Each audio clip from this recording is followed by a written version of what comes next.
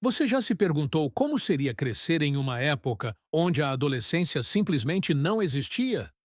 Nada de internet, escolas como conhecemos, tempo para sonhar ou descobrir quem você é. Ser adolescente hoje pode parecer difícil, mas, na Idade Média, esse momento da vida era praticamente invisível. Imagine acordar ao nascer do sol para trabalhar até a exaustão. Casar aos 13 ou 14 anos com alguém que seus pais escolheram. Treinar com espadas, sabendo que em breve você enfrentaria uma guerra. Para milhões de jovens, esse era o cotidiano entre castelos, campos e mosteiros. Não havia espaço para dúvidas, nem para encontrar um propósito. Existia apenas o dever, imposto pela sociedade, pela religião, pela necessidade de sobreviver. Ainda assim, mesmo em tempos tão duros, havia sonhos. Jovens que queriam aprender a ler, que ansiavam por liberdade, por amor, por uma vida diferente daquela que o destino reservava. E é nesses desejos que nos conectamos. Neste vídeo, você vai conhecer três adolescentes, três histórias, três mundos, um camponês, uma donzela nobre e um escudeiro. Eles viveram em realidades distintas, mas, talvez, você descubra algo de si mesmo refletido em cada um deles. Antes de conhecê-los, precisamos entender uma coisa. O conceito de adolescência, como conhecemos hoje, essa fase de descobertas, transições, erros e possibilidades, simplesmente não existia na Idade Média. A infância era curta, às vezes brutal, e a passagem para a vida adulta acontecia de forma abrupta e precoce. Aos 12 anos, um menino já podia ser enviado para trabalhar longe da família ou começar um ofício que duraria por toda a vida. Uma menina da mesma idade já podia estar prometida em casamento. A expectativa era simples: cumprir seu papel, obedecer às normas, manter a ordem social e religiosa. A igreja controlava não só a moral, mas também a ideia do que era correto para cada fase da vida. E, para os mais pobres, as exigências da sobrevivência não deixavam espaço para escolhas. Nessa sociedade profundamente desigual, o destino de cada jovem era praticamente selado ao nascer.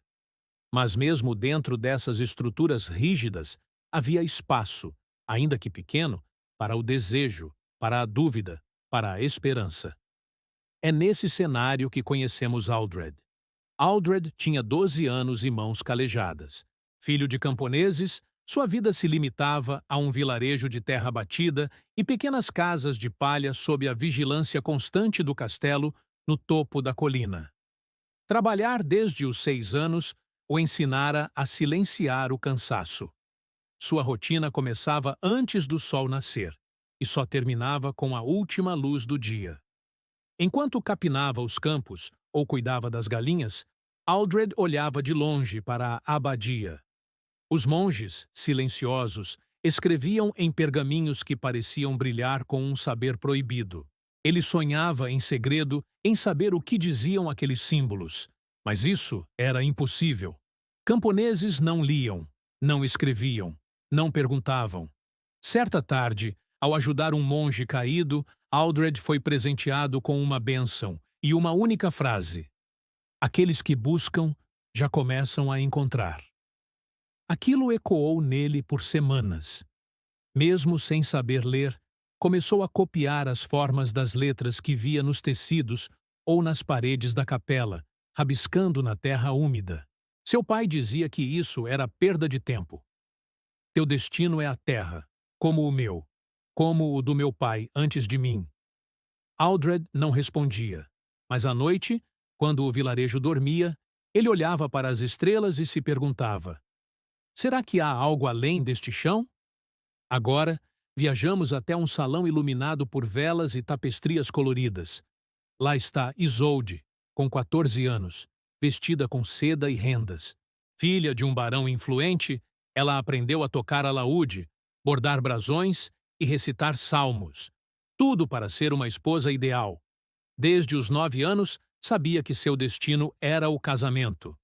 Agora, prometida a um homem 3 vezes sua idade, Isolde ensaiava sorrisos diante do espelho.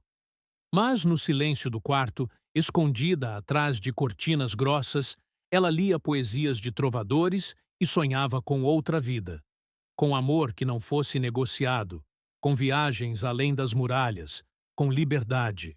Ninguém a escutava quando ela dizia que não estava pronta. Sua mãe dizia que isso era normal. Toda mulher nobre se casa jovem. É nosso dever. Isolde sorria, baixava os olhos, mas dentro dela crescia um grito silencioso. Uma pergunta que a consumia. E se eu não quiser ser isso? Na última primavera, encontrou uma andorinha ferida no jardim. Cuidou dela em segredo, vendo-a sarar aos poucos. Quando finalmente voou, Isolde chorou. Não sabia se era pelo pássaro ou pelo desejo de também poder fugir. Eadric tinha 15 anos. Filho de cavaleiro, era escudeiro desde os 10. Seus dias eram preenchidos com treinos duros, cuidados com armaduras e a repetição de 3 palavras: honra, dever, coragem. Ele as repetia como prece. Mas, à noite, quando se deitava na estreita cama de madeira, a coragem lhe escapava. Tinha medo da guerra, medo de falhar, medo de decepcionar o pai que mal o olhava nos olhos, mas esperava a bravura sem hesitação. Um dia, enquanto ajudava nos cuidados de um cavaleiro ferido em batalha, Eadric viu o homem, já veterano, chorar como uma criança. Aquilo o abalou. Ninguém havia dito que ser guerreiro também significava carregar medo, dor, perda.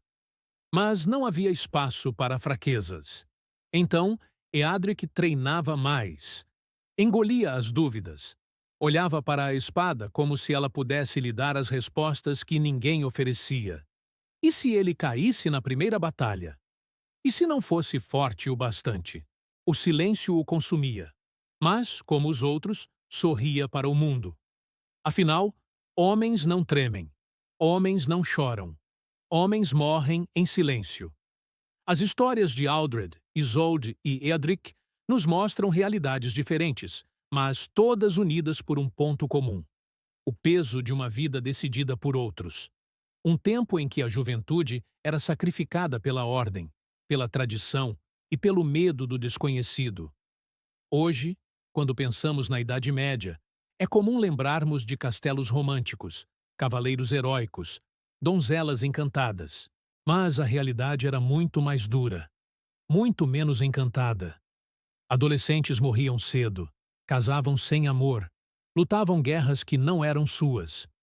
Poucos sabiam ler. Menos ainda podiam sonhar. E quase ninguém tinha o direito de escolher. Mesmo assim, havia lampejos de humanidade. Aldred, escrevendo letras na terra. Isolde, lendo poesia proibida. Eadric, ouvindo seu próprio medo. Cada um, à sua maneira, resistindo, mesmo sem saber. Hoje, ser adolescente é diferente.